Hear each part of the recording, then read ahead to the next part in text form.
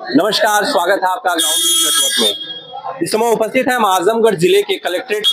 यह लोग आए हैं, आप देखेंगे हमारे पीछे यह लोग हैं और यह चक्रपानपुर में सुरक्षा कर्मी हैं और सुरक्षा कर्मी वहां की सुरक्षा जिम्मे इनके होती है।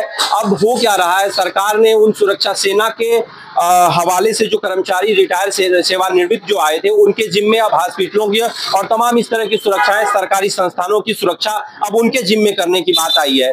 तो सवाल ये बनता है कि अब इनका क्या होगा। यह 15 साल से वहां कार्यरत थे और इस तरह की अब अगर यह इस तरह का सवाल उठ रहा है, निजीकरण की जो बात होती है, सरकार बार बार निजीकरण और संविदा कर्मियों की बात करती है कि रोजगार के अवसर बढ़ते हैं। तमाम ऐसे लोग उसके हक में होते हैं कि नहीं, संविदा कर्मी जो होंगे तो भ्रष्टाचार कम होगा। मगर सवाल ये बनता है कि अगर यह कर्मचारी, आप देखेंगे कि सबकी उम्र लगभग अब 30 के पार हो चुकी है, यह लोग 15 साल सर्विस दे चुके हैं, अब यह क्या करेंगे, सवाल यह बनता है।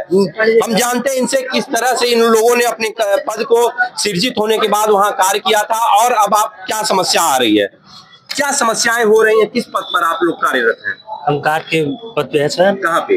राजकीय मेडिकल कॉलेज चक्रपानपुर। अब क्या समस्या हो रही है जो आपको यहाँ आना पड़ा? सर समस्या यही हो रही है कि सर हम लोग 15 साल से ड्यूटी कर रहे हैं और सर हम लोग को बाहर किया जा रहा है और वहाँ पे नई सिक्योरिटी आई है, वो बोली है कि गार्ड का पद नहीं है, अगर आप लोग ड्यूटी भी करेंगे तो सैलरी नहीं मिलेगी आप लोगों को। और प्रधानाचार्य बोले हैं कि आप लोग एक पन्ने पे साइन करेंगे। अगर सरकार आपकी बात नहीं मानती है तो अब अगला कदम क्या होगा आपका? हम क्या कहें, हम लोग को भाई हमारे बच्चे कहाँ जाएंगे। हम इस समय भाई 30-35 साल के हैं, अब कहाँ जाएंगे। जब आप लोग कार्य करने आए थे तो क्या कह के आप लोगों को वहाँ नौकरी पे रखा गया था? हम लोग को सुरक्षा करने के लिए कहा गया था कि भाई सुरक्षा करिए, इस जगह पर आपको पोस्ट किया जाता है। कितनी सैलरी मिलती थी आपको? 9,300। 9,300। अब आप लोगों को क्या समस्या हो रही है, क्यों निकाला जा रहा है, क्या बताया था? श्रीमान जी, हम लोग 10-12 साल से वहाँ कार्यरत हैं सुरक्षा गार्ड के पोस्ट पे।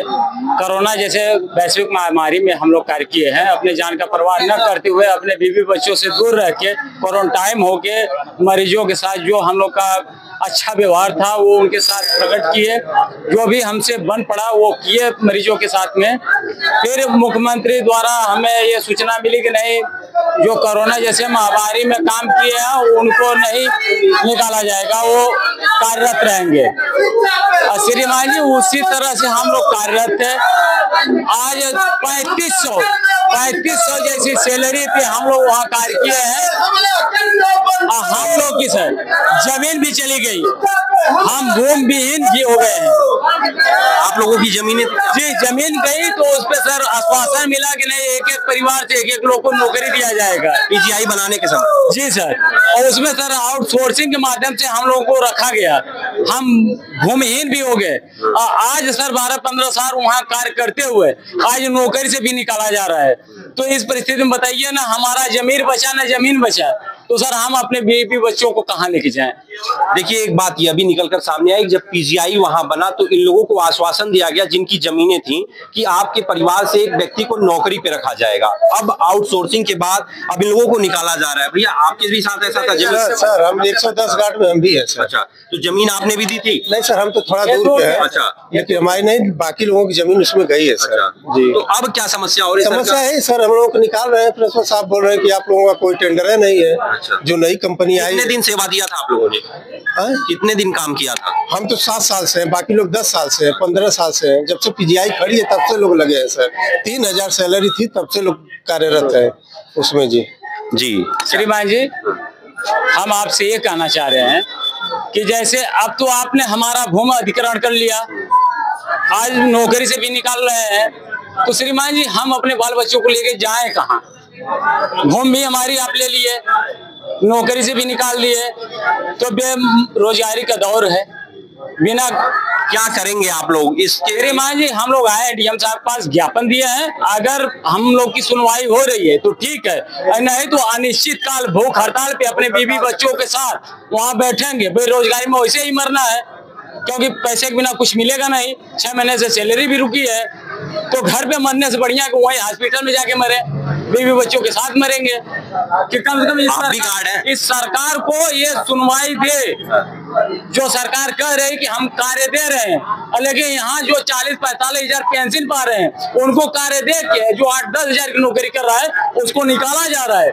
ये भी सरकार के कान में सुनाई दे बच्चों का कि जो 45,000 पेंशन घर बैठे पा रहा है उसको रोजगार दिया जा रहा है। आज वो 8,000 10,000 की नौकरी कर रहा है, मामूली से नौकरी करके अपने 5 सदस्यों का परिवार का भरण पोषण कर रहा है, उसको निकाला जा रहा है। तो सर हम बेरोजगार हो जाएंगे, चोरी चिकारी हम कर नहीं पाएंगे। इनकी सरकार है, छीना झपटी करके नहीं पाएंगे, नहीं गोली मार देंगे। तो ये सब बढ़िया भूखा मरने से बढ़िया कोई पीजीआई में जाके। आप भी गार्ड हैं? आप भी गार्ड हैं? तो कब आप लोगों को नियुक्ति जब दी गई थी तो क्या कह के कहा गया था? नियुक्ति कैसे दी गई थी? नहीं, नियुक्ति तो हम लोगों का वो मतलब जिला अध्यक्ष के थ्रू हुआ था। कितने दिन की नौकरी थी आप लोगों की, ये बताया गया था? नहीं, ये नहीं बताया गया था। हम लोग को ये लगा कि प्रॉपर के लिए हम लोग ये कभी हुआ ही नहीं कि हम लोग कभी भविष्य में निकाले जाएंगे, ऐसा कभी हुआ ही नहीं। अब जो गार्ड वहाँ रखे जा रहे हैं वो कौन गार्ड है और क्या एक्समैन है जी। उनकी भी सर्विस होगी पूरी, क्या लगता है आपको?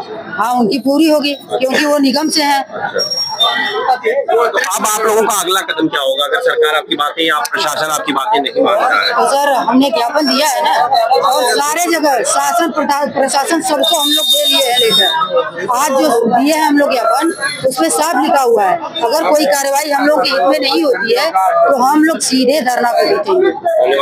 तो आप देख रहे हैं निजीकरण पे यह प्रश्न उठता है और निजीकरण को लेकर इस तरह की बातें हो रही हैं। तमाम बातों के साथ आप 2012 में सर जब राजकीय मेडिकल कॉलेज शुरू हुआ तो वहाँ सर 2 ही पोस्ट था, एक सफाई कर्मी का, एक सुरक्षा गार्ड का। तो सर 2 पोस्ट पे हम लोग कार्यरत थे।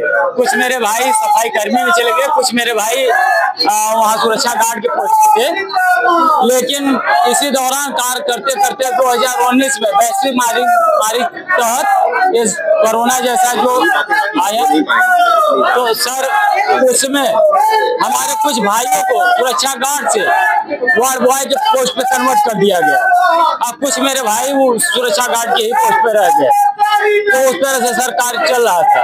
तो आज श्रीमान जी हमारे जो नए प्रधानाध्यापक जी हैं वो कह रहे हैं कि नहीं निकाल दिया जाएगा। तो श्रीमान जी जिस तरह से वहाँ के वर्तमान जो प्रधानाचार्य थे भूतपूर्व के वो सर कन्वर्ट किए, तो ये भी हम लोग को कन्वर्ट कर दें। सुरक्षा गार्ड की पोस्ट नहीं है तो हम लोग मार नहीं कर रहे हैं, सुरक्षा गार्ड पे ही रखिए। जो भी पोस्ट है उसी पोस्ट पे हम लोग कन्वर्ट कर दीजिए, हमारी नौकरी न खाइए। तो हमारी सरकार से यह बात है और अब देखिए क्या करते हैं लोग, यह इनका प्रदर्शन कब तक चलता है, क्या सरकार इनकी मांगे या प्रशासन इनकी मांगे मानता है या बेरोजगारी से एक बड़ा तबका फिर बेरोजगारी से प्रभावित होगा। तमाम खबरों के साथ बने रहिए, धन्यवाद।